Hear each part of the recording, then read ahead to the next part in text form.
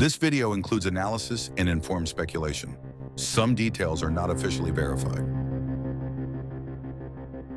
For years, Nicolás Maduro moved between locations, surrounded by elite security. But according to unverified reports, that night, someone knew exactly where he was. And once the door started closing, there was no way out. Nicolás Maduro has ruled Venezuela since 2013. Over the years, he became one of the most protected leaders in Latin America. He rarely stayed in the same place for long. His inner circle was extremely small. At the same time, the United States had placed a massive reward for information leading to his capture. So the question is simple. If an operation ever happened, how would they even find him? High-value targets are not found by chance. They are tracked over time. Intelligence agencies study routines, patterns, habits. According to analysts, there are three possible ways Maduro's location could have been compromised. The first is by someone close to him, a driver, a guard, a technician. Loyalty can be fragile when millions are at stake. The second reason is due to some leak thanks to their mobile phone, internet, microphones. Even secure communications leave traces. Or because of CIA infiltration. Informants inside his security team tracked him for days, giving Delta Force the green light for the raid. If a raid happened, it would not start at the door. It would start hours earlier. Airspace control, disruption of communications, confusion. The goal is not chaos. Special operations units don't rush. They move fast, but only after everything else is already decided. According to reports cited by U.S. officials, Maduro attempted to move deeper into the building as forces entered. A reinforced steel door, a narrow passage. Witnesses claim he was caught while trying to pass through it. No footage has been released. No independent verification exists. But one detail is consistent across multiple accounts. He didn't get into his bunker. Elite security units don't break easily. There was armed resistance inside the complex. This was real. Foreign security advisors were operating within the compound, and Cuban nationals were later confirmed killed during clashes linked to the operation. That detail matters. It confirms something important. This wasn't just a local arrest. It was a coordinated operation, planned across borders, executed with precision, and designed to end quickly. What we know is limited.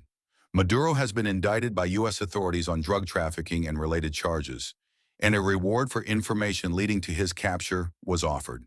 Cuban security presence around him has been documented, with dozens of Cuban agents killed during the operation.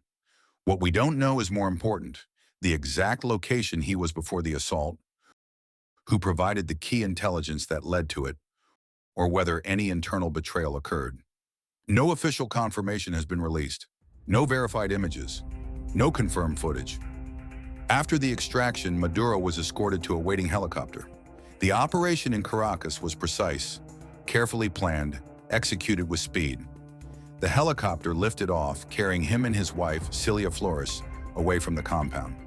They were flown to a U.S. Navy ship waiting in the Caribbean, the USS Iwo Jima.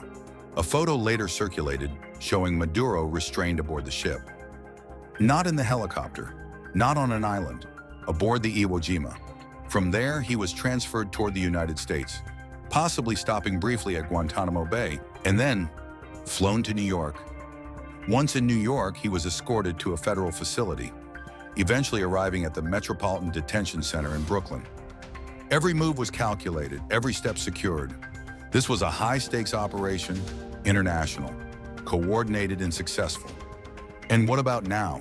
What happened after this? In Venezuela, the government condemned the operation as a blatant attack on sovereignty. Delcy Rodriguez, acting president, called it illegal aggression and demanded Maduro's release. And supporters of the government were called to a national mobilization across cities.